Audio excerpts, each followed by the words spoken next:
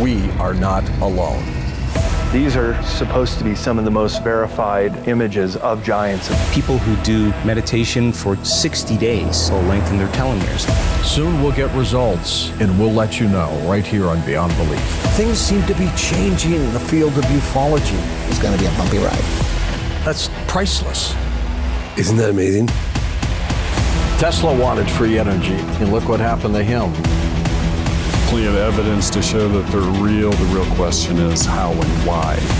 There were Egyptian hieroglyphs out in the outback of Australia. In Australia. What are the possibilities? Mars was inhabited, and these were built.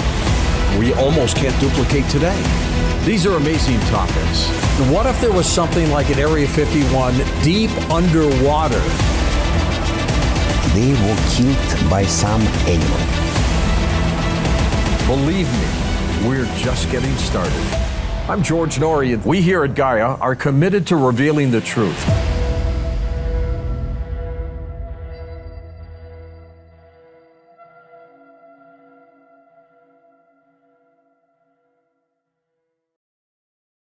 In a moment, Brandon Reichert back with us.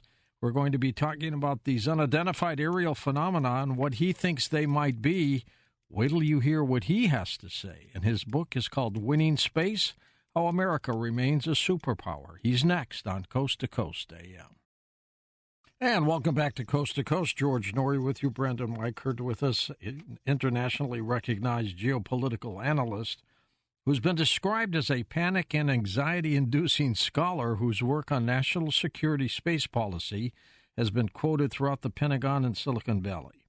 He writes extensively and travels the country speaking to various military, academic, and business audiences about the intersection of geopolitics and high technology, geotechnology. Just named senior editor of the 1945.com foreign policy news site as well. And here he is back on Coast to Coast. Brandon, welcome back. Looking forward to this. Yeah, thank you, George, for having me. There's been a lot going on, obviously, in the area that you and I care about. And so it's great to be back here and to kind of have this conversation that needs to be had. And thank you for the wonderful little inscription inside your book. Very kind of you. Of course. Well, I believe it. I think that, we live in an age of so much falsehood. It's nice to have some people still fighting for the truth. And so I really appreciate what you do and enjoy your show immensely, as you know. Thank you, my friend. Yeah, absolutely. Now, what's going on in the skies these days? They call them UAPs. Some of the pilots, the Navy pilots, say, we don't know what they are. We can't even catch up with them. What do you think? Yeah, well, for what prompted this coming to you was obviously the dreaded Chinese balloon, which plagued us for a whole week. Yeah, was shot down over the Atlantic Ocean. That was a balloon. It was a Huawei built sensor that they sent over here, I think, to track our nuclear readiness and to see how we would respond. But that, of course, prompted, if you remember, about a day or two after that shoot down, there was this incident over northern Alaska in which we deployed F-22 Raptors out of Elmendorf to respond to this incursion, and the Pentagon was very careful to say that it was not another balloon, that it was a, quote, high-flying car-sized object. And then another day after that, there was the incident over Montana where the FAA ordered a total shutdown for 2 hours of all air traffic over the state of Montana because another one of these bizarre objects was located floating very near Malmstrom Air Base, which is where we have a lot of our Minuteman III nuclear missiles. And then the day after that, you had this incident where Lake Huron, we had F-16 shoot down an octagonal-shaped object.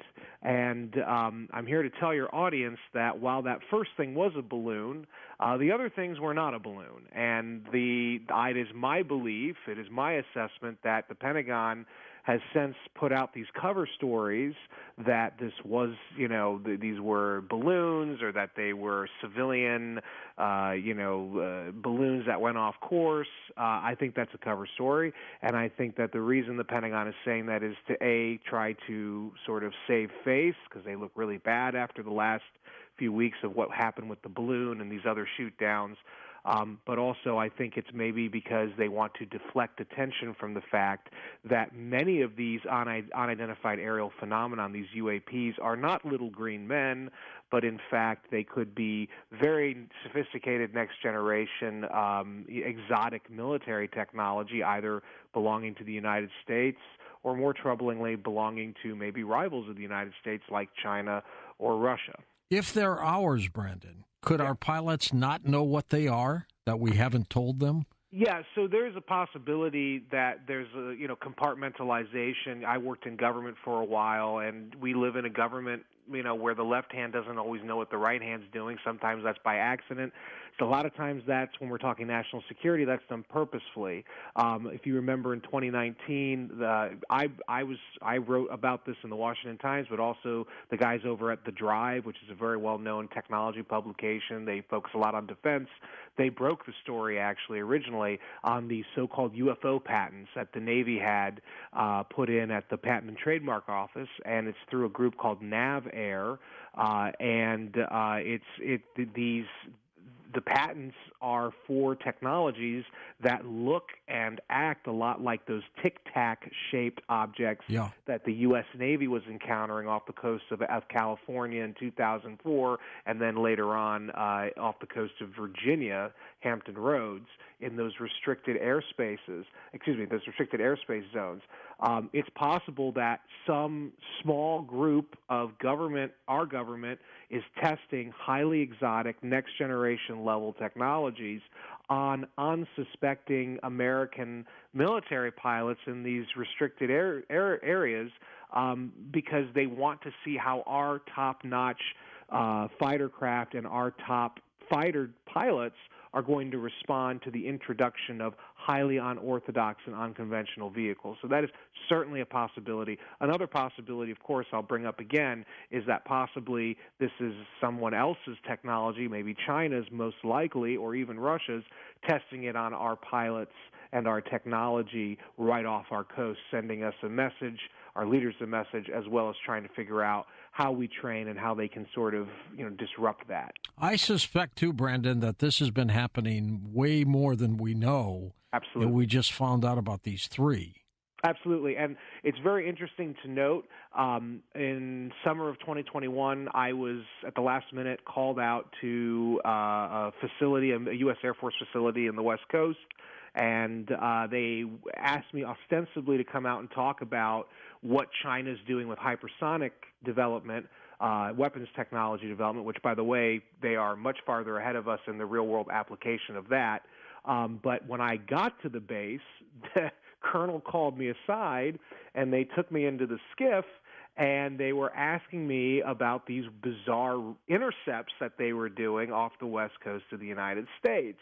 And they sort of walked me through what they were going through. They were puzzled and perplexed and very worried because whatever they were intercepting was something that our air defense system was having trouble, to say the least, tracking and possibly being able to shoot down. And so they wanted to know what's going on. And so that was in 2021. I don't believe that and I don't think most of these are little green men. I'm not going to discount aliens, but I don't believe that's what we're intercepting. And I think it's very interesting to note, after that balloon incident, we basically, the whole air defense network of the United States, they changed the sensitivity on their radars, and suddenly we started picking up all sorts of these bizarre vehicles right over our airspace, and some of them were balloons and other ones were something else. And in the case of Alaska, that bizarre car-sized high-flying object, they shot down with an F-22. Well, the initial shot with the Sidewinder missiles, they missed that one, right? Missed it. Now, the initial story was that's because Sidewinders are heat-seeking and it was just a balloon, and so it's not going to lock on.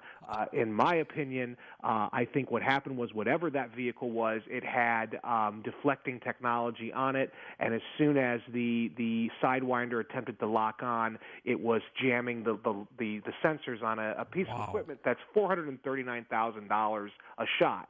And so, that should be disconcerting in and of itself. That's a huge story if we really knew the inside with that one. Absolutely, and I spoke to people in the Pentagon right after that happened, and initially they were admitting it, and then within 72 hours, suddenly the whole story changed, and they concocted this whole thing about how, well, actually this was just a civilian balloon that was blown off course, and the reason it wasn't being shot down properly was because the sidewinder's designed to lock onto heat-seeking, engines and whatnot, and that wasn't a heat, generating object, so it's very difficult for that system. It's sort of high-tech versus low-tech. And that sounds sensible when you first hear it, but when you think about what was going on and the context of what was happening and what I know, having dealt with the government, I really have trouble believing that that's what was going on. I think you're right. Brandon, the Trump-era Space Force, what's going on? We don't hear too much about that.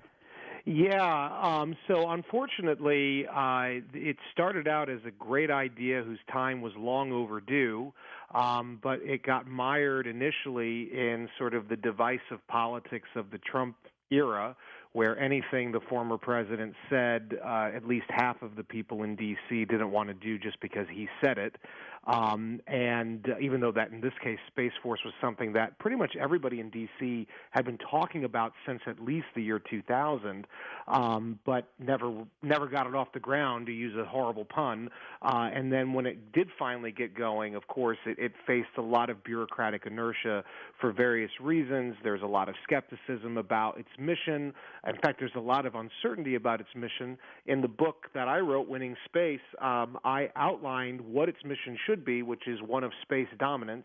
The United States relies most significantly than any other country right now on space, notably satellites, for its most basic functions, both military and civilian.